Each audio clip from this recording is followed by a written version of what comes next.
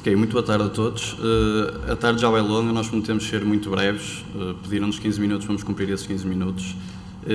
Cabe-me iniciar esta apresentação, que será partilhada com dois colegas da Universidade de Trás-os-Montes e Alto Douro, o Bruno Gonçalves e o Rui Marcelino, e que terá como pano de fundo a utilização de dados posicionais para o estudo do comportamento coletivo no futebol. Este tem sido um tópico de investigação muito importante do Creative Lab, que faz parte do CIDES, que é uma unidade multidisciplinar de investigação, da qual fazem parte alguns polos de investigação em diferentes universidades, e, portanto, tentaremos ser o mais curtos possível, mas também objetivos e práticos. Bom, como vocês sabem, o processo de treino é multifatorial e isso exige que os treinadores tenham conhecimentos profundos, quer ao nível da priorização, quer ao nível do planeamento de treino. Não só no que diz respeito à prescrição de cargas, sejam elas técnicas, táticas, físicas ou fisiológicas, como também à sua coordenação com o calendário competitivo. E, portanto, nesse sentido, nós achamos que os treinadores devem possuir conhecimentos profundos e devem dar informação com uma implicação muito prática para o terreno, quer em contexto de treino, quer em contexto de jogo, mas que tenha uma influência significativa no rendimento dos jogadores. E, portanto, a ciência, neste caso a nossa ciência do Creative Lab, tem essa obrigação de proporcionar essa informação. Muitos de nós caímos na tentação, por vezes, de olhar para o resultado final de um jogo e interpretá-lo com base única e exclusivamente nas estatísticas. Olharmos para os remates, para a posse de bola, para os remates fora, remates à baliza e, efetivamente, temos aquela tentação de olhar para uma jogada fantástica em que um jogador passa por 4 ou 5 adversários, remata por cima da baliza e o registro dessa ação é remate fora. E muitas vezes esquecemos do processo, de todas as interações dinâmicas que culminaram nessa ação. E, portanto, é sobre este processo que nós vamos focar esta apresentação. Esse processo, como pode ser verificado pelas imagens, por vezes é complexo, é caótico, é dinâmico, mas pode ser percebido. E pode ser percebido se nós formos capazes de capturar as interações dinâmicas. Por exemplo, no contexto da natureza, tem como objetivo mecanismos de autodefesa, no contexto desportivo tem como objetivo sucesso, quer no processo ofensivo, quer no processo defensivo. Podemos utilizar diferentes recursos tecnológicos para capturar estas interações dinâmicas, como, por exemplo, as unidades de processamento global, os vulgos GPS, que, inclusivamente, hoje em dia podem ser até transportados pelos jogadores com recurso às chuteiras, como vocês sabem, com os chips, sistemas multicâmaras, enfim, uma série de recursos que nos dão informações como distâncias percorridas, velocidade de deslocamento, impactos corporais, portanto, dados que nós podemos usar para caracterizar os perfis de performance.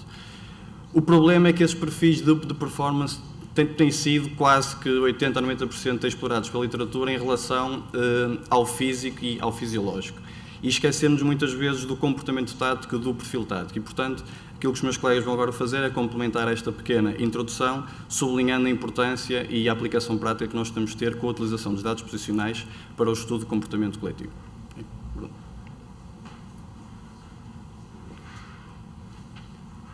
Bem, a ideia é deixar-vos, como estamos mesmo de cima da hora, deixar-vos só alguns exemplos práticos, algumas possibilidades de análise destes dados mais posicionais, e o nosso propósito é ir ao jogo e pegar nesta informação posicional e perceber qual é a informação que caracteriza o comportamento dos jogadores. Ou seja, o nosso objetivo é permitir que o treinador melhore o seu processo de treino e pelo menos que olhe para as situações com uma perspectiva diferente que é aquela que está habitualmente habituado a fazer. Ou seja, nós conseguimos, através destes dados posicionais, fazer representações de vídeo, isolar determinadas situações, aplicar determinadas variáveis, algumas variáveis que nós vamos aqui apresentar, com o foco de encontrarmos esta tal característica dos comportamentos subjacentes àquilo que é a estratégia do treinador. E para isso passo já a apresentar aqui alguns exemplos de análise. Vamos pegar ali no nosso jogo e a primeira variável que nós utilizamos, entre outras, é a área efetiva do jogo, que é calculada pelos jogadores exteriores de uma equipa e é uma variável que está diretamente relacionada com a estrutura da equipa e como os jogadores utilizam o espaço disponível que lhes é proporcionado para emergirem os seus comportamentos. Ou seja, temos várias maneiras de ver esta variável. Dá ali para ver mais ou menos, mas conseguimos perceber esta área absoluta ao longo do tempo, de uma forma dinâmica, percentagem da área que as duas equipas utilizam do espaço efetivo para proceder os seus comportamentos, o índice de previsibilidade ou percebermos se aquela estrutura se repete muito ao longo do tempo e, principal, estas tarefas que nós desenhamos têm representatividade para aquilo que são as tarefas deles em competição, ou seja, determinadas áreas que eles utilizam na competição são aquelas que depois são facultadas para os jogadores tomarem decisão nas tarefas de treino, ou seja, dentro destas perspectivas.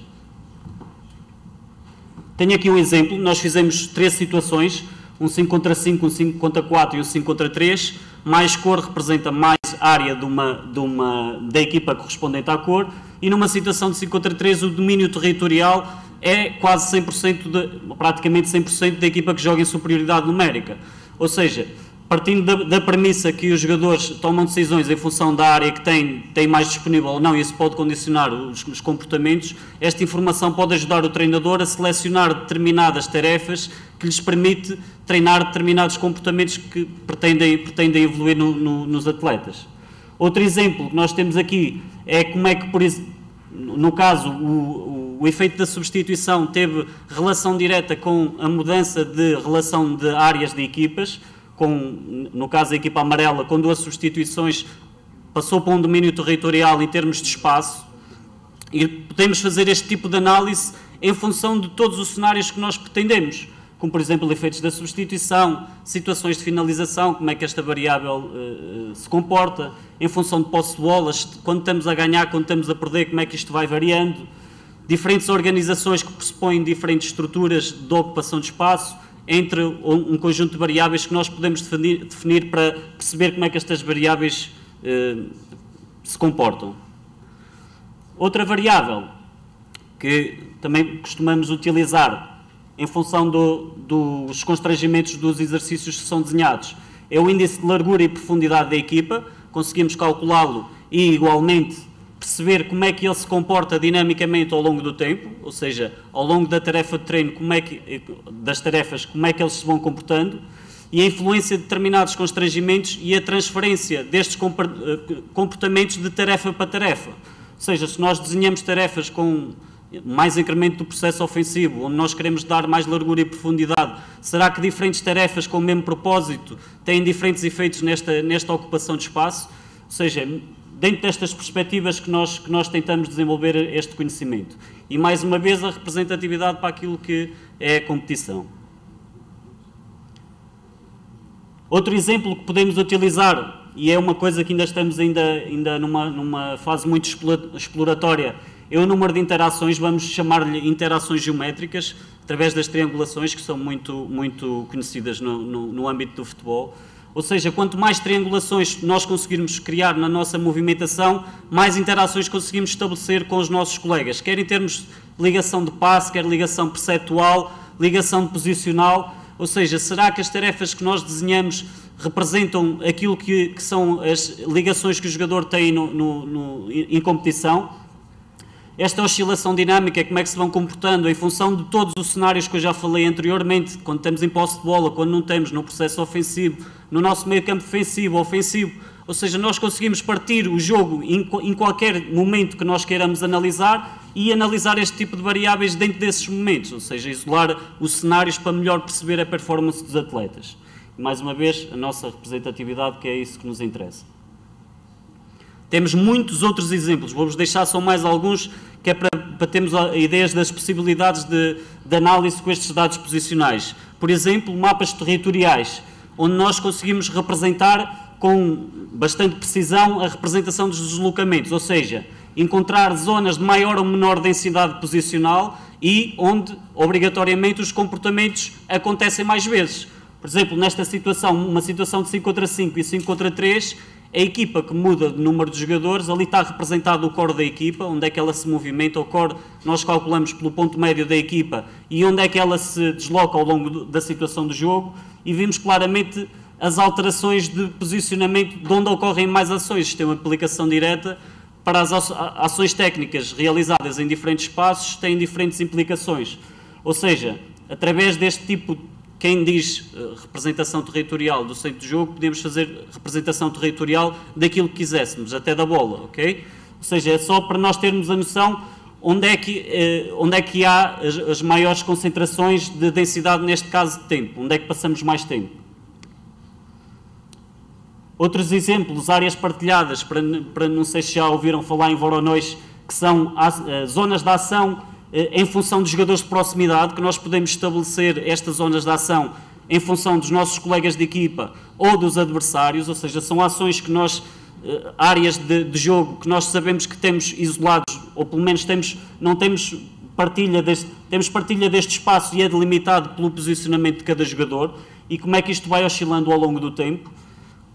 Outro exemplo poderá ser instantaneamente perceber quais são as relações numéricas que se vão estabelecendo no campo e relações numéricas em função do centro do jogo, relações numéricas ao longo do tempo, quais zonas do campo temos predominantemente situações de superioridade ou inferioridade, ou seja, um conjunto de variáveis. Ou seja, estas informações bem nos permitindo desenvolver alguns estudos e tirar algumas ilações para a prática. Eu trago-vos 2 estudos com alguns resultados dentro desta área. Aquilo que nós encontramos num estudo que estamos a desenvolver é que situações de grande inferioridade numérica, por exemplo, numa situação de 4 contra 7, os 4 jogadores que estão em inferioridade numérica, este tipo de situação tem um efeito positivo em jogadores mais experientes, ou seja, eles percebem melhor qual é o objetivo da tarefa e como é que se devem organizar para resolver os problemas, aumentando comportamentos de concentração e balanço. Ou seja, o jogo permite-lhes aumentar o processo de auto-organização com base no posicionamento dos colegas de equipa. Ou seja, o jogo é capaz de lhes ensinar como é que eles se devem comportar. Ou seja, reduzimos inconsideravelmente o número de feedbacks. Por outro lado, a mesma situação, para jogadores menos experientes, parecem que necessitam de constrangimentos adicionais, principalmente espaço-temporais, para perceberem este tipo de comportamentos que têm que tomar para resolver as situações, como, por exemplo, dividir o campo em corredores e setores e corredores. Por outro lado, o aumento de colegas de equipa, numa situação de comparação, por exemplo, um 4 contra 3 e um 4 contra 7, jogar com 3 colegas de equipa ou com 7 colegas de equipa, o aumento do número de colegas de equipa facilita e simplifica o processo de aprendizagem em jogadores menos experientes. Ou seja, este constrangimento promove um posicionamento coletivo mais afinado. Este efeito tem muito mais efeito em jogadores menos experientes do que propriamente os jogadores experientes. Jogadores com um elevado número de experiência, jogar com 3 colegas de equipa ou com 7, eles percebem perfeitamente qual é a tarefa de cada um e resolver a situação. Outro trabalho teve em função a amplificação da informação, no caso a comparação de uma situação de jogo reduzido com 2 ou 6 balizas, ou seja, amplificar o número de informação, neste caso no processo ofensivo, e aquilo que os resultados nos mostraram foi que aumentando a informação, ou seja, através do número de balizas, o que aconteceu é que as equipas, quando aumentamos o número de balizas, no caso no 5 contra 5, as equipas jogam mais afastadas uma da outra, ou seja, para desenvolver os seus processos não tão entrosadas, jogam mais afastadas, aumentam a distância uma em relação à outra e tornam-se mais compactas porque têm que defender 3 alvos, ou seja, afastam e tornam-se mais compactas.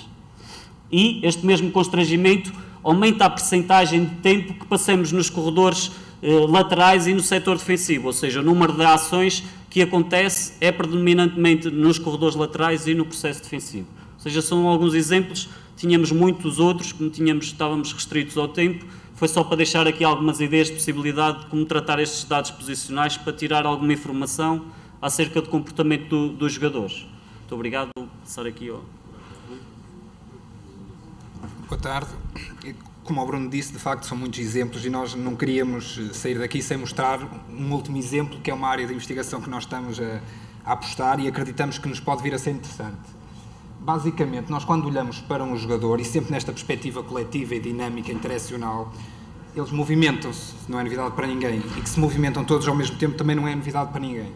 O que nós, se calhar, não pensamos é que nesse movimento simultâneo, aparentemente, alguém lidera esse movimento, alguém inicia esse movimento. Se olharmos isto mais ou menos à lupa, vamos ter ali 3 azuis, vamos fazer um zoom in, e vemos que neste caso o azul de cima, o mais escuro, está a iniciar o movimento, que por sua vez está a ser seguido pelo jogador azul mais claro, vai atrás dele, por sua vez, neste caso, o jogador de baixo vai atrás dele. Portanto, em alguns casos é fácil de identificar, é relativamente fácil, mas depois o jogo evolui a uma velocidade e as interações são tantas que é humanamente impossível identificar isto. E o que é que nós estamos a fazer? Estamos a utilizar algoritmos que nos permitem acumular esta informação toda e no final conseguirmos chegar à conclusão se efetivamente há jogadores que têm um perfil de liderar os colegas, quem são os colegas, e tentar acumular alguma informação. Alguns resultados. Nós analisamos jogos, neste caso já não são situações de treino, já são jogos oficiais, são dados da Liga Inglesa, 2 equipas da Liga Inglesa jogaram 2 vezes. No primeiro jogo, houve uma equipa que ganhou 4-0. Nós temos ali, não sei se é possível perceber os jogadores, mas vamos ver, por exemplo, no primeiro jogo, a equipa que ganhou 4-0 tem um perfil interativo e cada uma destas setas aponta para o líder. Portanto, nós vemos, por exemplo, as setas vermelhas são os jogadores defensivos que estão a seguir os jogadores médios. E o que é que nós vemos aqui? Facilmente conseguimos perceber que os jogadores que são ofensivos nesta equipa, neste jogo, foram sempre seguidores, ou seja, os avançados vão atrás dos outros. Há líderes muito bem identificados, no caso, os jogadores médios e defensivos. Obviamente que isto tem uma leitura muito mais complexa, mas só para reduzir, para percebermos o tipo de interpretação que nós podemos concluir. E a network é relativamente simétrica, ou seja, uma equipa equilibrada. O que é interessante ver é a mesma equipa, no segundo jogo, contra o mesmo adversário, empatou 1-1. O que é que nós observamos? Apesar de haver algumas diferenças, porque os jogadores não foram os mesmos, o sistema tático foi o mesmo, mas a network não é assim tão diferente entre si. Há aqui um padrão relativamente estável. Obviamente que isto teria que ser tudo interpretado de forma mais detalhada, mas o que é interessante é observar, por exemplo, o mesmo jogo, mas a network da equipa que perdeu. Ou seja, a equipa que perdeu 4-0. Quando perdeu 4-0, jogou em 4-2-3-1. O que é que nós vemos? Não há aqui um jogador só que seja líder ou que seja liderado. Todos os jogadores lideram alguém ou são liderados por alguém. Portanto, neste jogo, esta equipa, podemos concluir, de uma forma comportamental coletiva, não foi muito bem organizada, os papéis não estavam muito bem definidos. Vemos coisas que na outra equipa nunca tínhamos visto, que são, por exemplo, o avançado a ser o líder dos movimentos dos defesas ou dos médios, por exemplo. Não é extraordinário por si só. O que para nós, e são dados ainda que estamos a começar a explorar, é interessante ver ok, isto foi esta equipa contra este adversário, perdeu 4-0. Um jogo que nós não podemos dizer que teve uma performance com bom sucesso. E no jogo a seguir, conseguiu empatar 1-1. A network mantém-se igual? E de facto não. Nós já vemos que, para já, mudou o sistema tático. Obviamente que a network teria que mudar as suas interações, mas desde logo é muito fácil identificar 2 jogadores que são líderes inequívocos na equipa. Os médios centros nesta equipa, neste jogo, os mesmos jogadores, e este médio centro foi o mesmo médio centro, que no outro sistema era o médio centro defensivo, mas assumiu um papel muito mais predominante, ou seja, era muito mais claramente um líder na equipa. Os jogadores ofensivos continuam a ser também os líderes e esta network já é muito mais equilibrada. São dados muito preliminares, não é tão importante aqui perceber ou interpretar o resultado em si, mas é só para vos transmitir a ideia de as potencialidades. O que é que nós, com este tipo de sistema, que basicamente vai beber muita informação no que é análise de comportamento coletivo animal, porque a análise de comportamento coletivo animal já tem uma história, já tem um passado e tem uma robustez metodológica e científica muito forte, e o que nós estamos a tentar fazer é utilizar as mesmas metodologias, mas adaptadas à nossa realidade. Utilizar uma série de variáveis que nós sabemos que são determinados para o jogo, os sistemas táticos, o ter bola ou não ter bola, estar em situação ofensiva ou defensiva, e tentar poder contribuir com algum conhecimento que a olho nu é muito difícil perceber. Basicamente, eram estas as ideias que tínhamos para vos transmitir. Não sei se da organização se há algum espaço para alguma questão que tenham que nos queiram direcionar. Se houver esse tempo, João, não sei se temos... Pronto. Portanto, se houver alguma curiosidade, alguma vontade...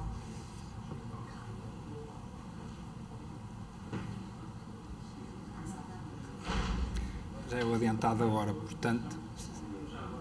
Sim. Acho que se consegue ouvir. Vocês utilizam mais isto para avaliação de uma própria equipa, da vossa própria equipa, ou aconselham a isso, ou em termos de percepção de comportamento coletivo, por exemplo, de um adversário?